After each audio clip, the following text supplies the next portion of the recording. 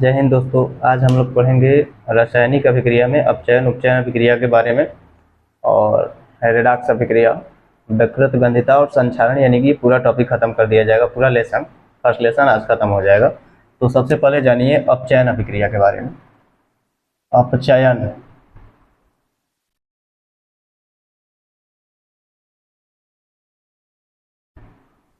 अपचयन अभिक्रिया अपचयन अभिक्रिया को दो तरह से नहीं, तीन तरह से परिभाषित किया जाता है। अपचयन अभिक्रिया का परिभाषा होता है कि वह रासायनिक अभिक्रिया जिसमें ऑक्सीजन की ह्रास यानी कि कमी हो, उसे हम अपचयन अभिक्रिया कहते हैं।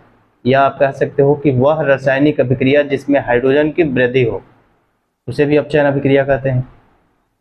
तो अपचयन का परिभाषा आपका होगा कि वह रासायनिक अभिक्रिया जिसमें ऑक्सीजन की कमी हो, उसे हम अपचयन अभिक्रिया कहेंगे। जैसे देखिए, यह आपका Cu, मैं यहाँ पे लिख दे रहा हूँ Cu plus H2O after reaction, ये हो जाएगा आपका CuO प्लस H2। यहाँ से देखिए, यहाँ से आपका ऑक्सीजन बाहर निकल गया है, कमी हो गई, तो यहाँ पे आपका क्या होगा? अपचयन अभिक्रिया होगा। अपचयन अभिक्रिया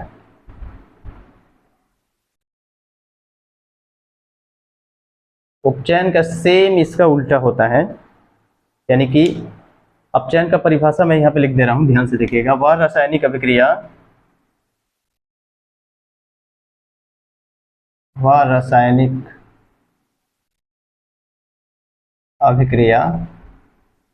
जिसमें ऑक्सीजन की कमी हो,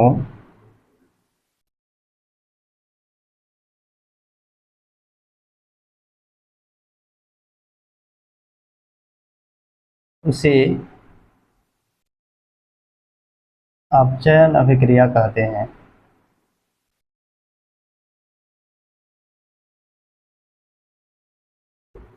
अपचयन अभिक्रिया कहते हैं। साथ में उपचयन का उल्टा कर देना है कि वह रासायनिक अभिक्रिया जिसमें ऑक्सीजन की वृद्धि हो, वह रासायनिक अभिक्रिया जिसमें ऑक्सीजन की वृद्धि हो या हाइड्रोजन की कमी हो, उसे हम कहेंगे उपचयन अभिक्रिया। उपचयन को ऑक्सीकरण अभिक्रिया के नाम से भी जाना जाता है। और इस उपचयन अभिक्रिया का मैं एक प्रैक्टिकल लास्ट में वीडियो में डाल दूंगा, उसे देख लीजिएगा। अब उपचयन अभिक्रिया का परिभाषा इसे भी मैं लिख दे रहा हूँ, यानी कि अपचयन आपको याद करना है, उपचयन का उल्टा कर देना है। उपचयन या ऑक्सीकरण अभिक्रिया, उपचयन या ऑक्सीकरण अभिक्रिया।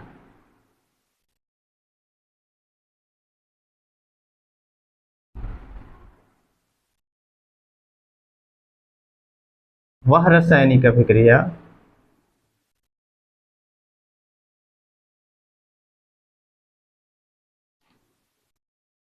जिसमें ऑक्सीजन की वृद्धि हो,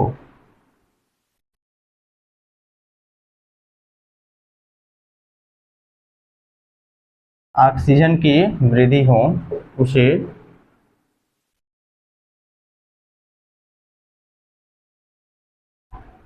उपचयन या ऑक्सीकरण अभिक्रिया कहते हैं।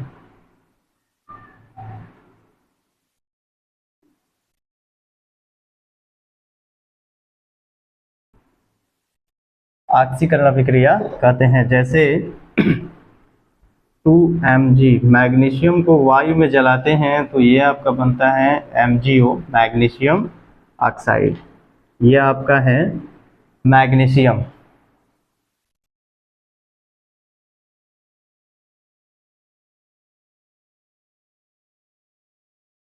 ये ऑक्सीजन है,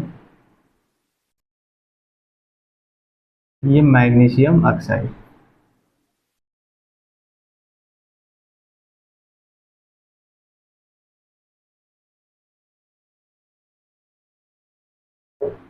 फिर से इन दोनों का एक बार परिभाषा दोहरा लीजिएगा कि वह रासायनिक अभिक्रिया जिसमें ऑक्सीजन की कमी हो, उसे हम अपचयन अभिक्रिया कहेंगे। और वह रासायनिक अभिक्रिया जिसमें ऑक्सीजन की वृद्धि हो उसे हम ऑक्सीकरण या उपचयन अभिक्रिया कहते हैं। यदि हाइड्रोजन के आधार पर भी आप लिखना चाहते हो तो लिख सकते हो कि वह रासायनिक अभिक्रिया जिसमें हाइड्रोजन की वृद्धि हो उसे अपचयन अभिक्रिया कहेंगे, और वह रासायनिक अभिक्रिया जिसमें ऑक्सीजन की हाइड्रोजन की कमी हो उसे हम कहेंगे ऑक्सीकरण अभिक्रिया या उपचयन अभिक्रिया। इसे स्क्रीनशॉट ले लीजिए, अगला मैं बताने जा रहा हूँ।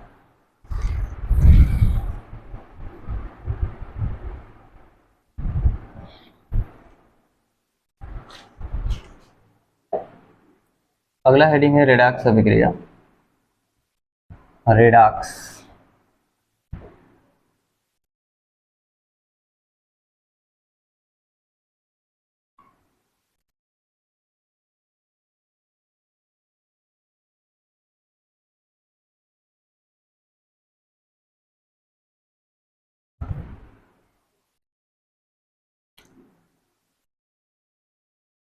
रेडॉक्स रेडॉक्स अभिक्रिया को कहते हैं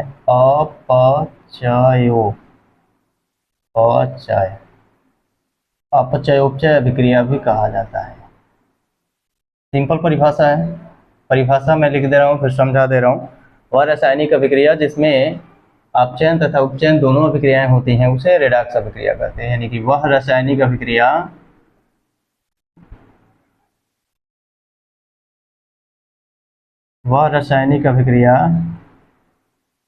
जिसमें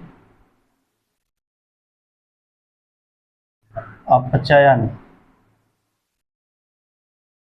तथा उपचयन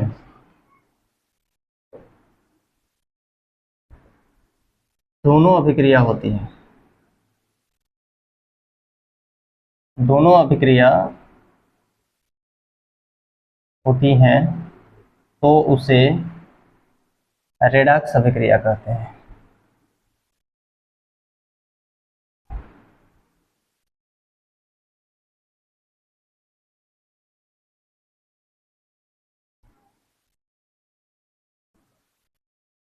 तो उसे रेडॉक्स अभिक्रिया कहते हैं। जैसे एग्जाम्पल देखिए,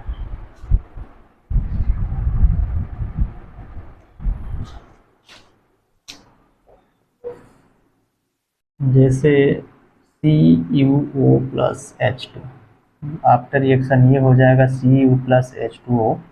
यहाँ ध्यान से देखिए, यहाँ कॉपर से ऑक्सीजन गायब हो गया है और यहाँ हाइड्रोजन में ऑक्सीजन जुड़ गया है। ऑक्सीजन गायब होना अपचयन अभिक्रिया और यहाँ पे हाइड्रोजन जुड़ना उपचयन अभिक्रिया, ऑक्सीजन जुड़ना उपचयन अभिक्रिया। तो ये इसका एग्जाम्पल है, यानी कि दोनों हो सकती है। या ऐसे एक और एग्जाम्पल मैं इलेक्ट्रॉन स्थानांतरण के माध्यम से बता सकता हूँ।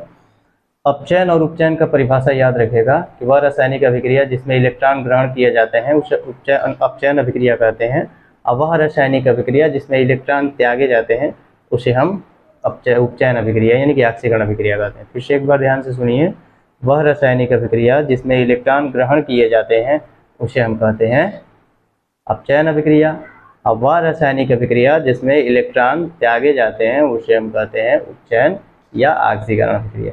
उसके हिसाब से अगर देखा जाए तो मैं एक इक्वेशन लिख दे रहा हूँ यहाँ पे।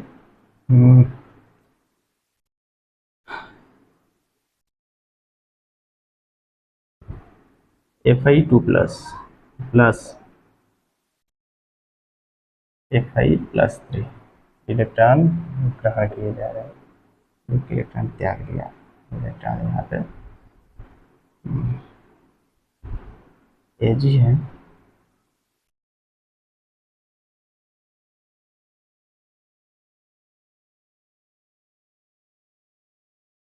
मान लेते हैं कि 2+ है, Ag2+, और यहाँ हो गया आपका Ag। देखिए यहाँ Fi2+ है, यानी कि Fi ने एक इलेक्ट्रॉन यहाँ दान कर दिया, और यहाँ Ag2+ है, इलेक्ट्रॉन ग्रहण करके सॉलिड बना लिया। तो इसके हिसाब से देखिए ये इलेक्ट्रॉन ग्रहण किया है तो क्या हो जाएगा अपचयन अभिक्रिया। और यहाँ पे देखिए इलेक्ट्रॉन इसने क्या किया है Fi2+, एक इलेक्ट्रॉन को और इसने क्या किया त्याग दिया, त्याग करके Fi3+ बना लिया। तो त्यागने को हम कहते हैं उपचयन, या इसी को हम कहते हैं ऑक्सीकरण। अब जानेंगे ऊष्माक्षेपीय अभिक्रिया और ऊष्माशोषी अभिक्रिया क्या होती है। तो ऊष्माक्षेपीय और ऊष्माशोषी अभिक्रिया का परिभाषा आप यहाँ से देख लीजिए एक बार। ऊष्माक्षेपी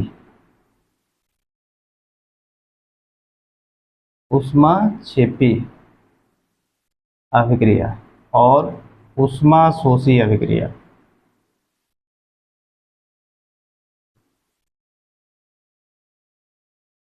दोनों में अंतर समझिए। जिस रासायनिक अभिक्रिया में ऊष्मा मुक्त होती हैं, जिस रासायनिक अभिक्रिया में ऊष्मा मुक्त होती हैं उसे हम ऊष्माक्षेपी अभिक्रिया कहते हैं। जिस रासायनिक अभिक्रिया में ऊष्मा बाहर निकलती है उसे हम ऊष्माक्षेपी अभिक्रिया कहते हैं। जैसे कोई भी कार्बनिक पदार्थ को जलाते हैं तो ऊष्मा बाहर निकलती है, हमें महसूस होता है कि हाँ गर्म लग रहा है।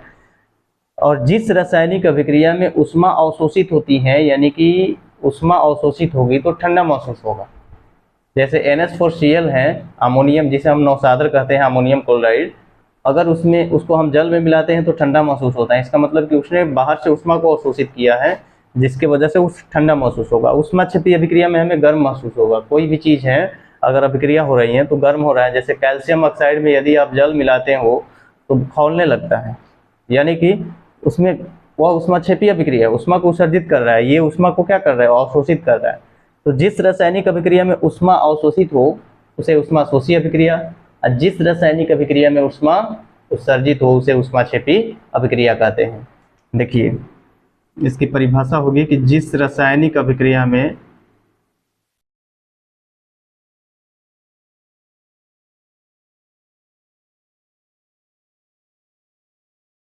ऊष्मा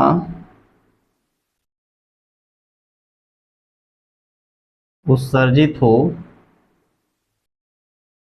उसे ऊष्माक्षेपी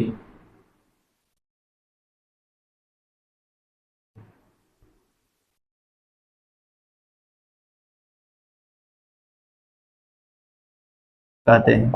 और जिस रासायनिक अभिक्रिया में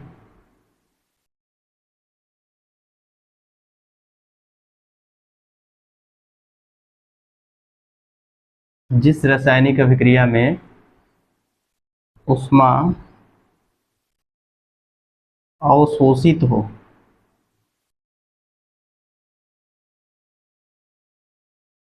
उसे ऊष्माशोषी अभिक्रिया कहते हैं।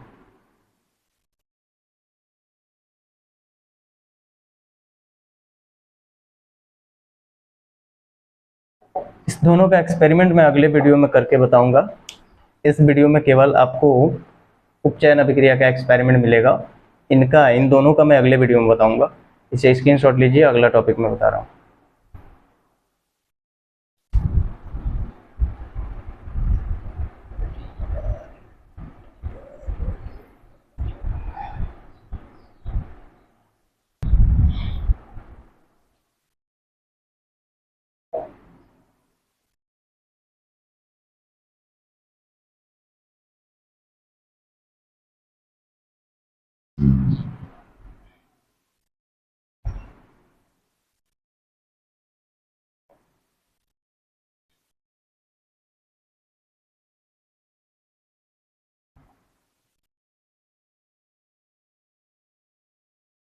अगला टॉपिक है संक्षारण।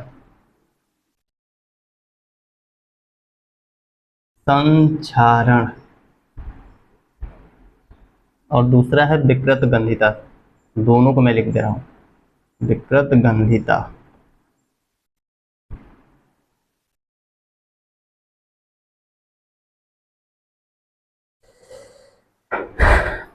संक्षारण का परिभाषा होगा कि वो जब कोई तत्व या धातु वायु अथवा आर्द्र की उपस्थिति में रखने पर संक्षारित हो जाए।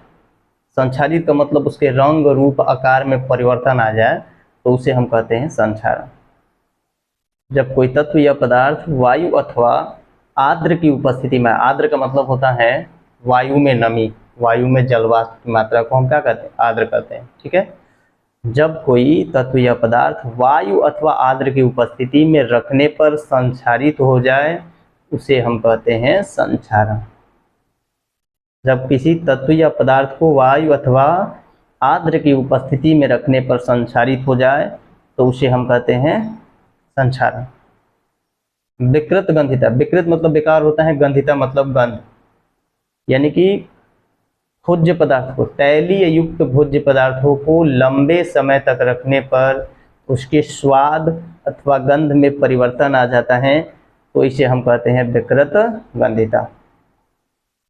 तैलीय युक्त भोज्य पदार्थों को लंबे समय तक रखने पर, यानी कि तेल से बना हुआ कोई भी पदार्थ हो जो ना कि लंबे समय तक रख दिया जाए तो खराब हो जाता है, बेकार हो जाला, ओकरे के हमने क्या कहल जी, विकृत गंधिता। यानी कि तैलीय युक्त खाद्य पदार्थों को लंबे समय तक रखने पर उसके स्वाद अथवा गंध में परिवर्तन आ जाता है तो इस घटना को हम कहते हैं विकृत गंधिता। मैं इसे लिख दे रहा हूँ, एक बार देख लीजिए। संक्षारण,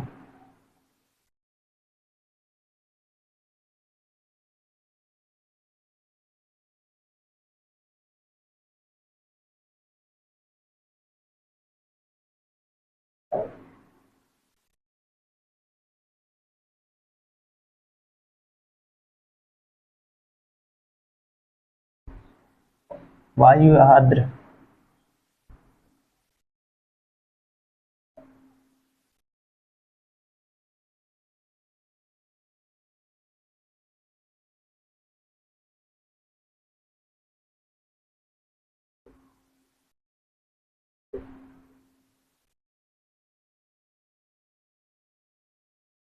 तो इसे संक्षारण कहते हैं।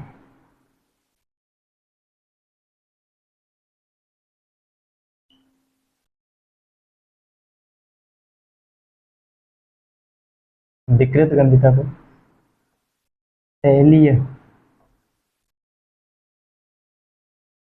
युक्त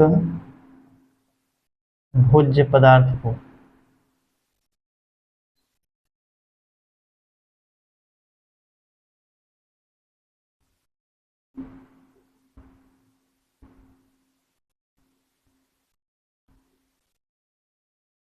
लंबे समय तक रखने पर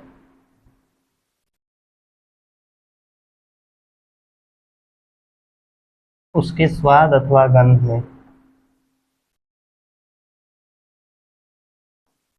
उसके स्वाद अथवा गंध में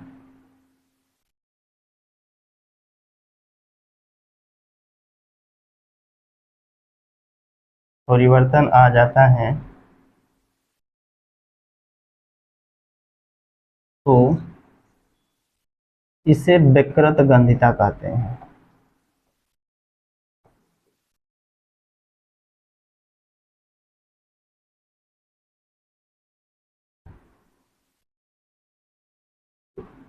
विकृत गंधिता कहते हैं। फिर से एक बार इसकी परिभाषा समझ लीजिए। जब किसी तत्व या पदार्थ को वायु अथवा आर्द्र की उपस्थिति में रखने पर वह संक्षारित हो जाता है तो इसे हम कहते हैं संक्षारण। दूसरा विकृत गंधिता का परिभाषा, तैली युक्त भोज्य पदार्थों को लंबे समय तक रखने पर उसके स्वाद अथवा गंध में परिवर्तन आ जाता है तो इसे हम कहते हैं विकृत गंधिता। इस तरह से ये चैप्टर पूरा समाप्त हुआ, रासायनिक अभिक्रिया। अब इसके बीच में मैंने वियोजन अभिक्रिया पढ़ाया था। उसमें वियोजन अभिक्रिया मुख्यतः 3 प्रकार के होते हैं। उसमें वियोजन अभिक्रिया, प्रकाश वियोजन अभिक्रिया, विद्युत वियोजन अभिक्रिया। अगर मैं इस वीडियो में न डाला हूँ, आपने मतलब इस वीडियो में पूरा कंप्लीट ना हुआ हो तो उसे इसकी परिभाषा सेम होगी कि जो यौगिक विद्युत के माध्यम से टूटता है उसे विद्युत वियोजन अभिक्रिया कहेंगे, जो यौगिक उष्मा के माध्यम से टूटेगा उसे ऊष्मीय वियोजन अभिक्रिया कहेंगे, और जो यौगिक प्रकाश के माध्यम से टूटता है उसे प्रकाश वियोजन अभिक्रिया कहते हैं। अगर नहीं होगा तो मैं इसके अगले वीडियो में डाल दूंगा। इस तरह से अगर मेरा वीडियो अच्छा लगे तो इसे लाइक कीजिए, शेयर कीजिए, कमेंट कीजिए और चैनल को सब्सक्राइब कर दीजिए। इस तरह से अगला वीडियो, अगले लेसन मैं अगले वीडियो में आपको बताऊंगा। फिलहाल अगले वीडियो में मैं 2 चीज़ों का एक्सपेरिमेंट कराऊंगा। मैंने बताया था कि ऊष्माक्षेपी और ऊष्माशोषी अभिक्रिया का एक्सपेरिमेंट होगा। और आपका जो मैंने अभी बताया कि वियोजन अभिक्रिया 3 प्रकार की होती हैं, और तीनों का परिभाषा अगर मैं ना डाला हूँ वीडियो में, तो इस वीडियो में अगले वीडियो में डालने का प्रयास करूँगा। धन्यवाद।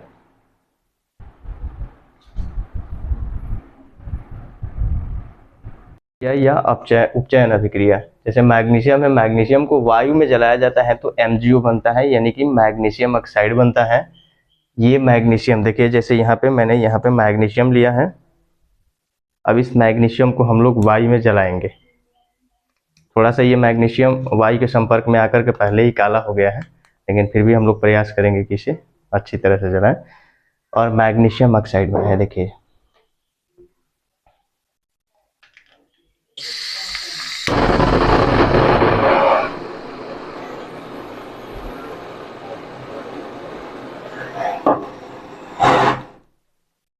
ये है आपका मैग्नीशियम। अगर इसमें पानी डाला जाए थोड़ा सा तो और भी रिएक्शनशील होता है। देखिए पानी के साथ बहुत ज़्यादा रिएक्ट करता है और ज़्यादा उजाले के साथ जलता है। ये जो बन रहा है आपका सफ़ेद कलर का, ये मैग्नीशियम ऑक्साइड है।